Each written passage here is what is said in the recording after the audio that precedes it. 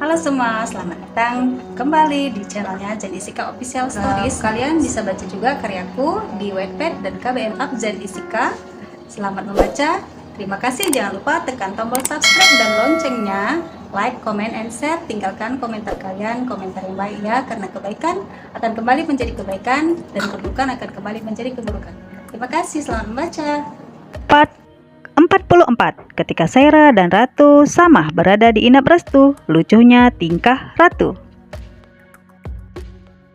Rahang pemuda dengan bola mata bak permata itu mengeras. Tak sepatah kata pun keluar dari mulutnya. Namun di seberang sana Saira terus memberi angin segar. Informasi ini aku jamin dan pastikan akan menguntungkanmu, Res. Temui aku di Barcelona Bar. Tanpa menjawab apapun, Restu menutup panggilan. Erik yang melihat perubahan mimik di wajah bosnya bagai sedang bisa menebak. "Saira, bos?" tanyanya yakin.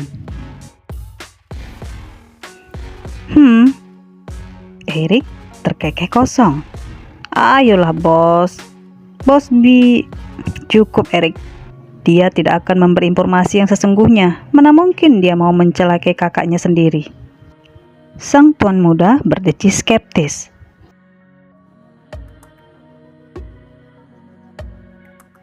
"Tapi mereka nggak akur, bos." Restu tak memberi tanggapan. Ia melangkah menuju mobil kesayangannya. Mereka semua kembali menuju markas. Sampai di sana, "Apa tindakan kita selanjutnya, bos?" tanya Gilang yang sudah tiba 10 menit usai Restu tiba. 6 rombongan mafia bawah tanah yang dibagi Erik menyerbu ke kelompok Axel di pelabuhan hingga klub malam juga baru saja tiba. Melaporkan pergerakan mereka dan tak menemukan jejak Axel beserta anak buahnya. Mereka pasti sedang sembunyi.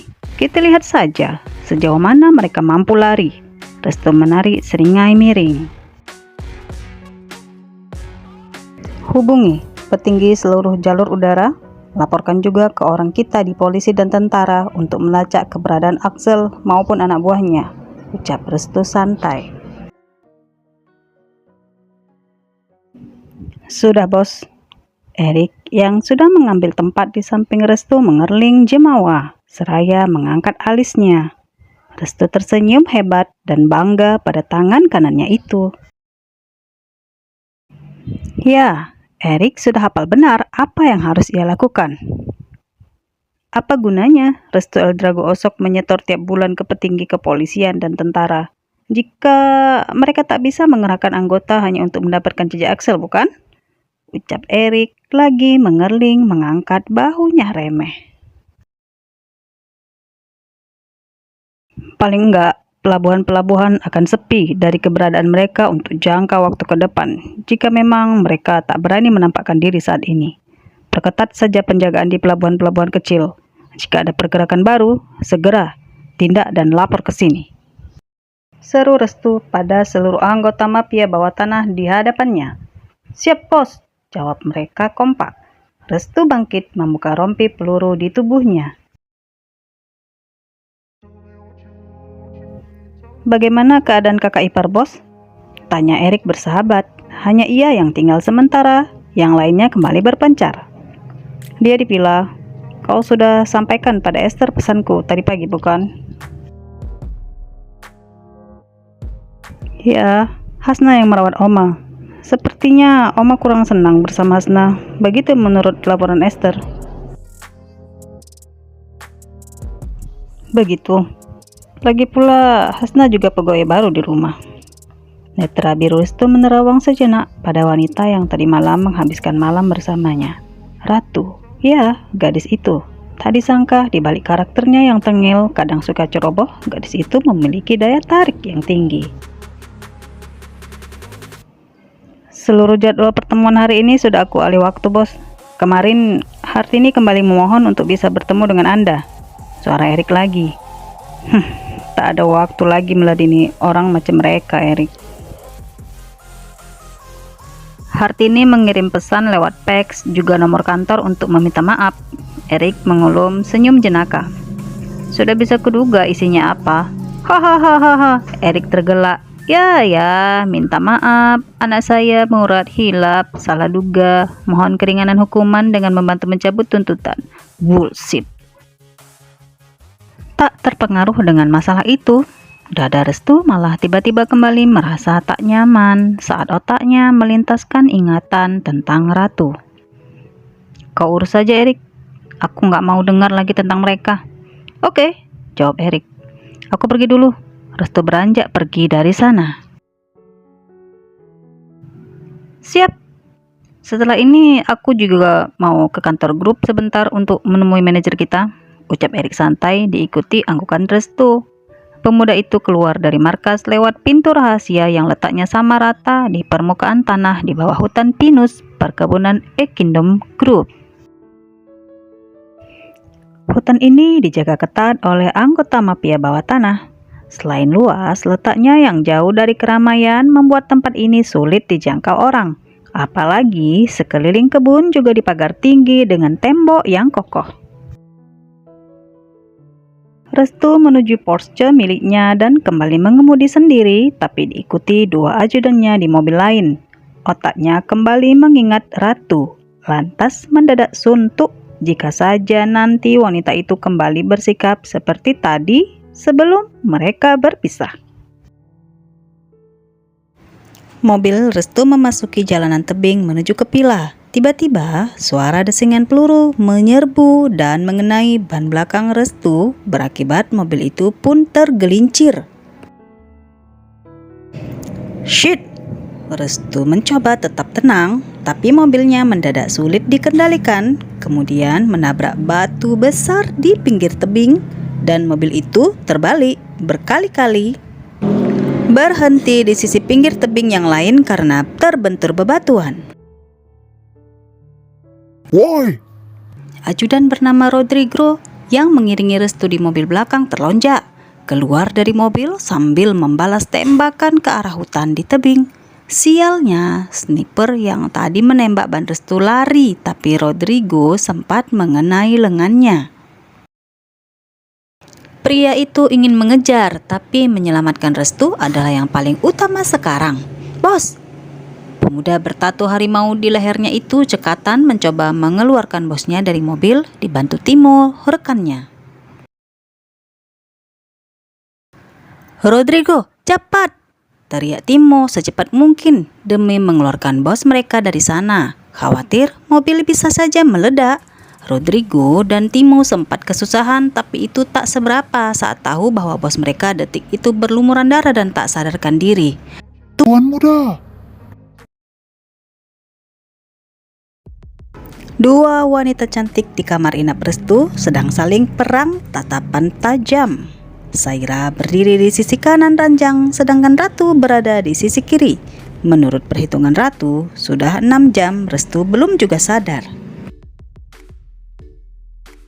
Ratu tak pulang sejak tadi. Awalnya ia lega saat mengira wanita yang tadi mendorongnya sudah pergi. Namun Ratu salah karena wanita itu ternyata diam-diam tetap di lobi untuk menunggu Restu sadar. Entah dengan cara apa, Saira berhasil membuat ajudan di depan kamar Restu beranjak sejenak dan kesempatan itu langsung digunakan Saira untuk masuk.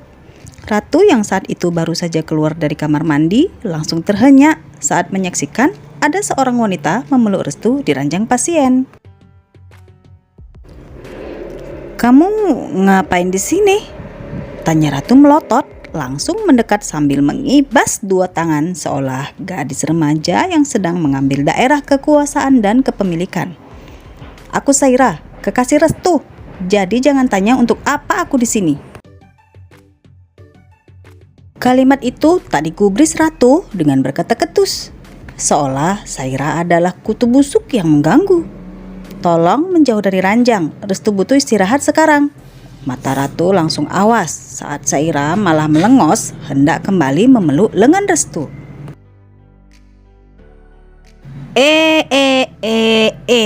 Spontan tangan Ratu Lihai menyeberang melewati tubuh Restu untuk mengeplak tangan Saira.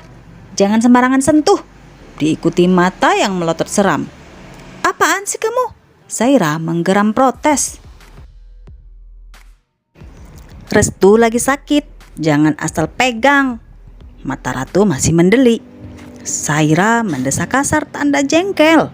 "Bisa nggak kamu keluar aja, Ganggu banget kamu tuh." Tuding Saira tinggi. "Oh sorry, kamu yang keluar," sanggah Ratu kuat. "Ya nggak bisa," Saira mendelik tak mau kalah. "Hei, aku perawatnya di sini," ujar Ratu pasti entah mendapatkan kepercayaan diri dari mana untuk bagian ini. "Kamu? Cih, kamu bukan siapa-siapa di sini," seru Saira dengan niat menghina Ratu.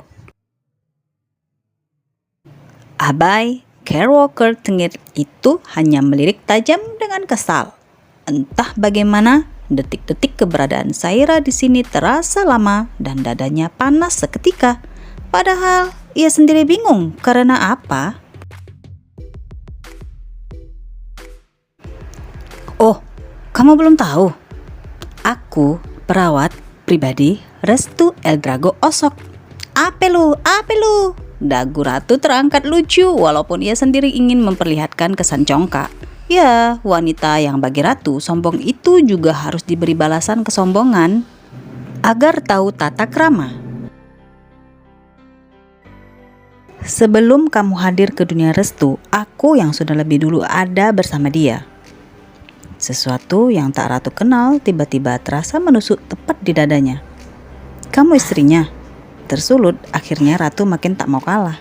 "Istri aja bukan, ngaku-ngaku bersama." Mulut Ratu mengerucut. "Kamu nggak tahu apa yang terjadi antara kami," Saira menekankan kalimatnya. Ratu yang sudah tersulut makin menimpali walau ia sendiri tak tahu untuk apa. Sekarang yang ia rasakan hanya ingin wanita ini berhenti dan pergi dari sini.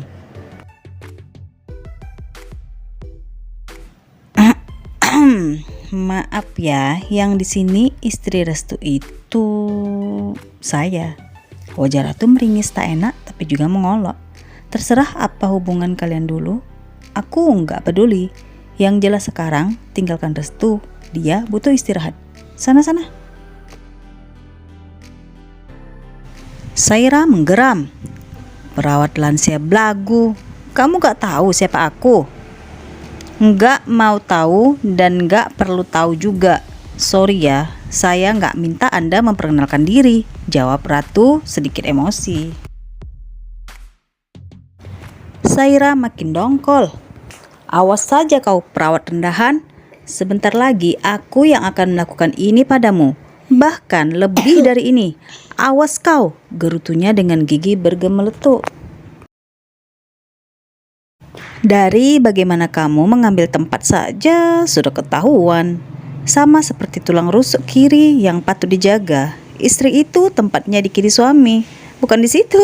Mulut Ratu tergelak kosong, menunjuk sarkas dengan percaya diri sisi kanan ranjang, yaitu sisi Saira. Gadis berambut panjang di hadapan Ratu itu makin panas. "Sok, amit-amit kamu tuh. Kebetulan aja kamu yang di situ." Ratu mengangkat bahu masa bodoh. "Sorry."